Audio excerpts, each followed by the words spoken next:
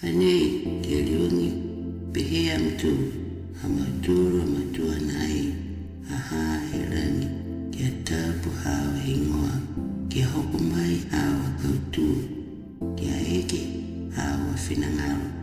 kia lalulangi tunga ni eke kia langi kia fuaki mai koi kia ni amaturu atau minakai kia lata kia hauta